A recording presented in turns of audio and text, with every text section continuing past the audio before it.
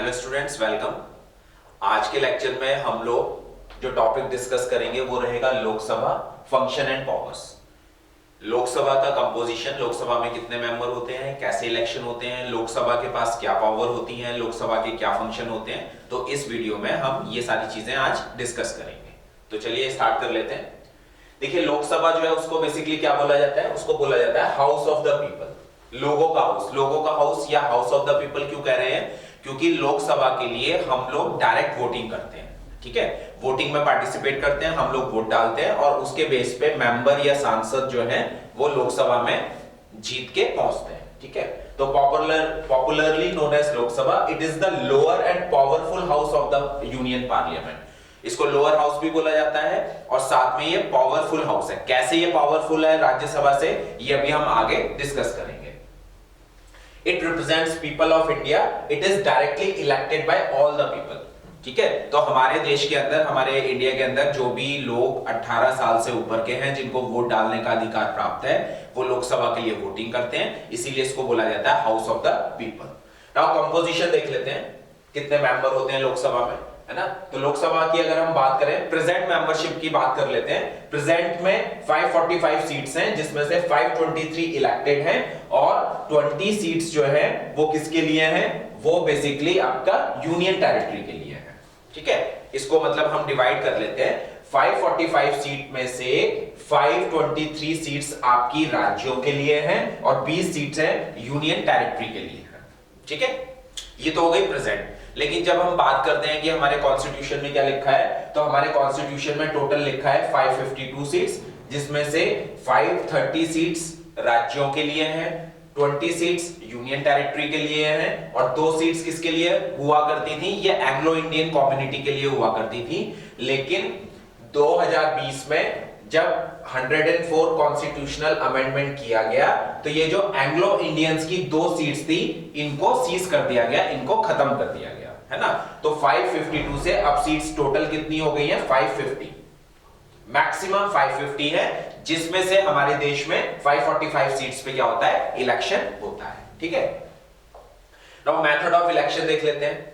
तो पहला इसमें universal adult suffrage. Universal adult suffrage का मतलब है कि एक पर्टिकुलर एज लिमिट को हम क्या दे रहे हैं? वोट डालने का अधिकार दे रहे हैं। तो यूनिवर्सल एडल्ट सफरेज के अंदर, हमारे भारत के अंदर जो भी 18 साल एज अटेन कर लेते हैं, उनको वोटिंग का अधिकार मिल जाता है, ठीक है। Now reservation of seats SC and STs.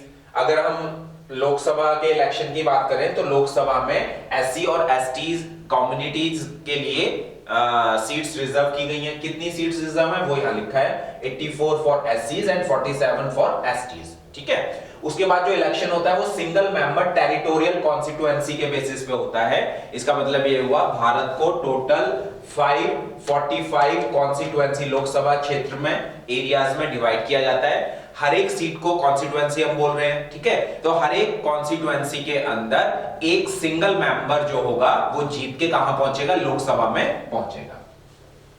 Secret ballot जो वोटिंग होती है, पहले बैलेट पेपर पे होती थी, है ना, और अब जो है ईवीएम मशीन के थ्रू होती है और ये सीक्रेट होता है। मतलब मैं वोट डालने जाऊंगा तो किसी को पता नहीं चलेगा कि वो वोट मैंने किस पार्टी को दिया है और लोगों को पता नहीं चलेगा, ठीक है। Direct election and simple majority vote victory system. Direct election हो रहा है, मतलब लोग डायरेक्टली वोट डालने जा रहे हैं अपने कैंडिडेट को चुनने के लिए। और साथ में सिंपल मेजॉरिटी का मतलब यह है कि एक सीट के ऊपर अगर 5 लोग खड़े हुए हैं, 5 में जो व्यक्ति जीता है उसको अगर सेकंड वाले से एक वोट भी ज्यादा मिला है तो उसको विनर घोषित किया जाएगा और वो कहां मेंबर ऑफ पार्लियामेंट बनेंगे और लोकसभा में पहुंचेंगे। सिंपल मेजॉरिटी का मतलब ये होता है कि एक वोट भी अगर ज्यादा है, ठीक है। उसके बाद क्वालिफिकेशन क्या होती है लोकसभा के मेंबर के लिए? तो इंडिया के सिटीजन होने चाहिए, पहली बात 25 इयर्स की एज होनी चाहिए, ठीक है। गवर्नमेंट का कोई भी प्रॉफिट वाला ऑफिस है उसमें उसको वो होल्ड ना करते हो, मतलब राज्य सरकार या केंद्र सरकार में, जनरली गवर्नमेंट जॉब में ना हो, है ना। He should not have an unsound mind और be a bankrupt. Unsound mind ना हो, बैंकरप्ट ना हो, दिवालिया घोषित ना किया हो बैंक ने। उसके अलावा he should not be declared offender of a grave crime by any court. किसी कोर्ट ने उनको किसी भी केस में ऑफेंडर घोषित ना किया गया हो, ठीक है। He should possess all such qualification prescribed by the parliament। इसके अलावा पार्लियामेंट ने टाइम टू टाइम जो क्वालिफिकेशन तय करी है लोकसभा मेंबर के लिए, वो क्वालिफिकेशन उनके अंदर होनी चाहिए। ठीक, टेन्योर की अगर हम बात करते हैं तो नॉर्मल टर्म जो होता है लोकसभा का 5 साल का होता है, लेकिन इसको इमरजेंसी के टाइम में 1 साल के लिए बढ़ाया जा सकता है। जैसे मान लीजिए 5 साल होने वाले हैं लोकसभा को, लेकिन इलेक्शन होने से पहले देश में इमरजेंसी लग जाए, तो उस टाइम में राष्ट्रपति जी जो है लोकसभा का कार्यकाल 1 साल के लिए बढ़ा सकते हैं। ठीक है। नाउ सेशंस, पार्लियामेंट के जो सेशंस होते हैं, तो पार्लियामेंट के जब भी सेशन होंगे तो लोकसभा और राज्यसभा के सेशन पैरेलली होंगे, और उन सेशन को बुलाने का अधिकार किसका है? राष्ट्रपति जी का है। The president can call the session of parliament at any time, but the gap between 2 meetings of the parliament can not B of more than 6 months. 2 session के बीच में 6 महीने से ज्यादा का गैप नहीं होना चाहिए, है ना। तो उसी के बेस पे हमारे देश में पार्लियामेंट के सेशन चलते हैं। कोरम की बात करें तो लोकसभा के अंदर बेसिकली क्या है, लोकसभा के अंदर जो सेशन की बात हो रही है, पर्टिकुलर डे की बात हो रही है, तो उसमें एक दिन में कम से कम जितनी स्ट्रेंथ है उसके 1/10 मेंबर जो है प्रेजेंट होने चाहिए, ताकि कोरम को पूरा किया जा सके। अगर कोरम पूरा नहीं हो रहा है, इतने सांसद प्रेजेंट नहीं है, तो speaker of the house can adjourn the meeting for lack of quorum. Speaker उस दिन की कार्रवाई को समाप्त कर सकते हैं। ठीक है। Presiding officer of Lok Sabha speaker और डिप्टी स्पीकर होते हैं। स्पीकर जो होते हैं is the chairman and presiding officer of the Lok Sabha. Lok Sabha की कार्यवाही चलाने के लिए जो भी ऑफिसर नियुक्त किए जाते हैं उनको यहाँ स्पीकर बोला जाता है, और ये जो स्पीकर होते हैं ये लोकसभा के ही मेंबर होते हैं। ठीक है। इसका सीधा सा मतलब ये है कि जो भी स्पीकर होंगे वो किसी ना किसी कॉन्स्टिट्यूएंसी से इलेक्शन जीत के लोकसभा के मेंबर बने होंगे। फिर इनकी हेल्प के लिए डिप्टी स्पीकर होते हैं। अगर स्पीकर एब्सेंट है तो उनकी एब्सेंस में जो भी कार्रवाई चलाएंगे, जो भी लोकसभा के अंदर काम करवाएंगे, वो कौन करवाएंगे? डिप्टी स्पीकर करवाएंगे। ठीक है। Now privileges of member, members को क्या क्या प्रिविलेज मिलती हैं? लोकसभा के जो सदस्य होते हैं तो कई तरह के प्रिविलेज मिलते हैं, उसमें से एक तो जो इंपॉर्टेंट है ना, उसको हम यहां देख लेते हैं। They enjoy unrestricted freedom to express their views or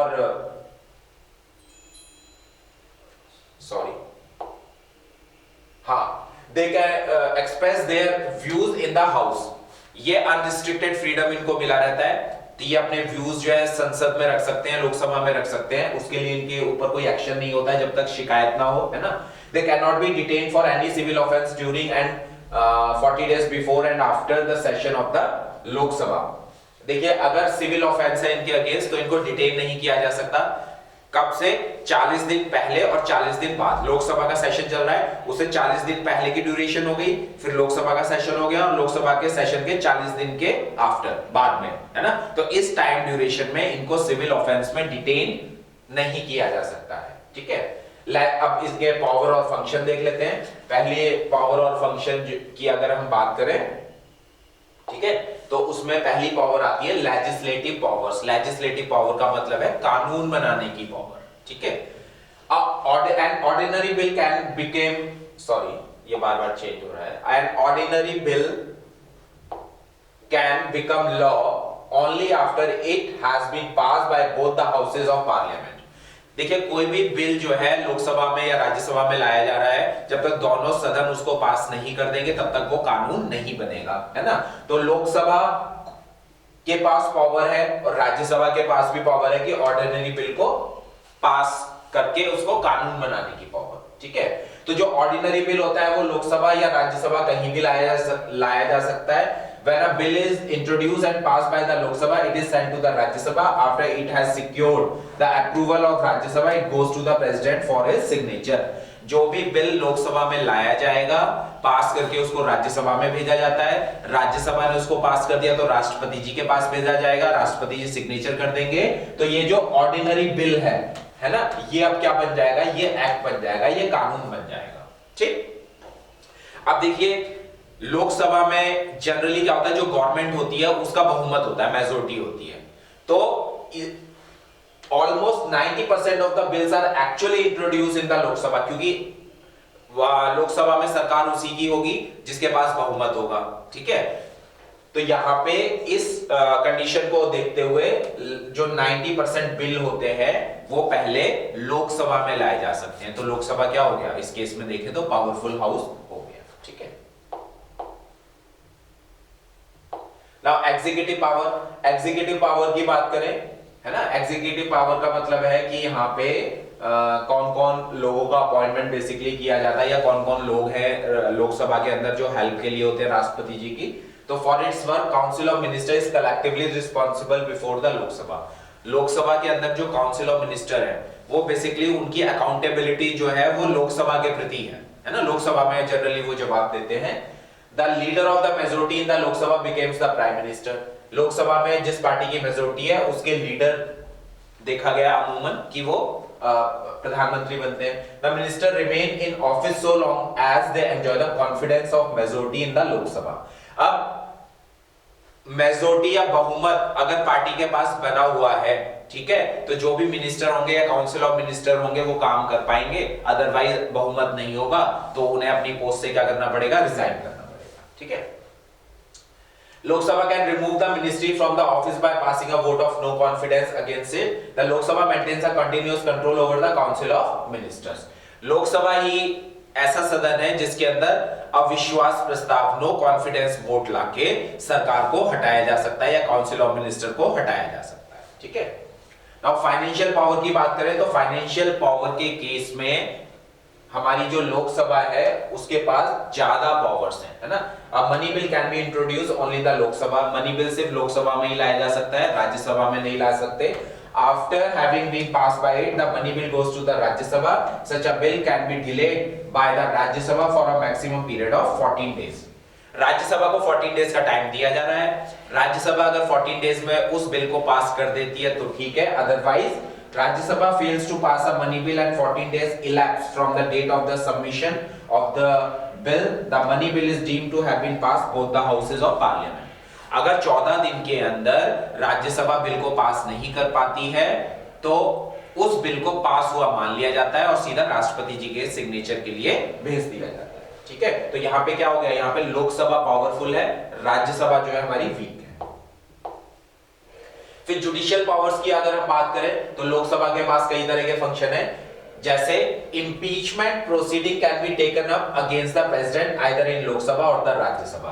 राष्ट्रपति जी को अगर पोस्ट से हटाना है, राष्ट्रपति जी का इंपीचमेंट करना है ना। इंपीचमेंट का मतलब यह पोस्ट से हटाना। तो लोकसभा और राज्यसभा दोनों के अंदर एक प्रस्ताव लाया जाएगा, उस प्रस्ताव को 2/3 मेजोरिटी से पास करवाया जाएगा और उसके बेसिस पे राष्ट्रपति जी को पोस्ट से हटाया जा सकता है, ठीक है। इलेक्टोरल फंक्शन की बात करें तो Lok Sabha also perform some electoral functions. They elected members of the Lok Sabha take part in the election of president. Lok Sabha के जो मेंबर होते हैं राष्ट्रपति जी के इलेक्शन में पार्टिसिपेट करते हैं। Member of the Lok Sabha and the Rajya Sabha together elect the vice president of India, और साथ में ये वाइस प्रेसिडेंट के इलेक्शन में भी पार्टिसिपेट करते हैं, ठीक है। Member of the Lok Sabha also elect a speaker and a deputy speaker from amongst themselves. Lok Sabha के जितने भी मेंबर होंगे वो अपने में से ही एक स्पीकर लोकसभा के और डिप्टी स्पीकर को क्या करेंगे, अपने में से चूज करेंगे, ठीक है। नाउ कुछ और पावर देख लेते हैं लोकसभा की। Approval of the ordinance issued by the president. राष्ट्रपति जो भी ऑर्डिनेंस इशू कर रहे हैं लोकसभा उनको क्या करते हैं, पास करते हैं। Change of the boundaries of the state, state creation of a new state and change in the name of any state, ठीक है।